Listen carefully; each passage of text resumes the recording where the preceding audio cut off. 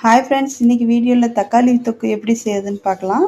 யாருக்கு தக்காளி தொக்கு பிடிக்காதுன்றாங்களோ அவங்களுக்கு கண்டிப்பாக அதை செஞ்சு கொடுங்க. ரொம்ப ஈஸியாக சாப்பிடுவாங்க. வாங்க எப்படி செய்கிறதுன்னு பார்க்கலாம். 1/2 கிலோ தக்காளி இந்த மாதிரி கட் பண்ணி எடுத்து வச்சுருங்க. அதை மிக்ஸி ஜாரில் மாற்றிக்கலாம். அரைச்சி எடுத்து வச்சுருங்க. இப்போ கடாய் ஹீட் ஆகிடுச்சு. நம்ம ஆயில் சேர்த்துக்கலாம். இப்போ ஆயில் ஹீட் ஆகிடுச்சு. கடுகு போட்டுக்கோங்க. கடுகு பொரிஞ்சதும் அது கூட ஒரு ஸ்பூன் சோம்பு, ஒரு கொத்து கருவேப்பிலை போட்டுக்கோங்க. 10 பல் பூண்டை பொடியாக கட் பண்ணி எடுத்து வச்சுருக்கேன், அதையும் சேர்த்துக்கோங்க. நல்லா ஒரு வாட்டி கிளறி விட்டுருங்க.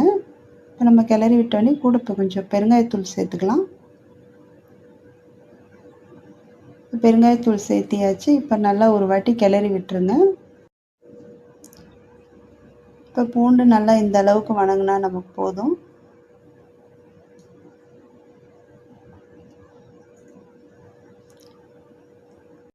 இப்போ 3 பெரிய வெங்காயம் பொடியாக கட் பண்ணி வச்சுருக்கேன், அதையும் சேர்த்துக்கோங்க.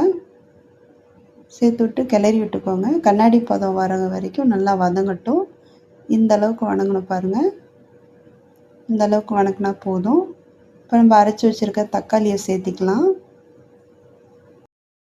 இது கூட நம்ம 1/2 டம்ளர் மிக்ஸி ஜாரில் தண்ணி சேர்த்து அதையும் சேர்த்துக்கலாம். இந்த மாதிரி நல்லா கிளறி விட்டுருங்க.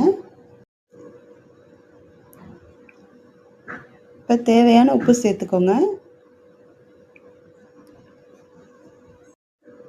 இப்போ இது கூட நம்ம 1/2 டீஸ்பூன் மிளகாய்த்தூள் போட்டுக்கலாம்.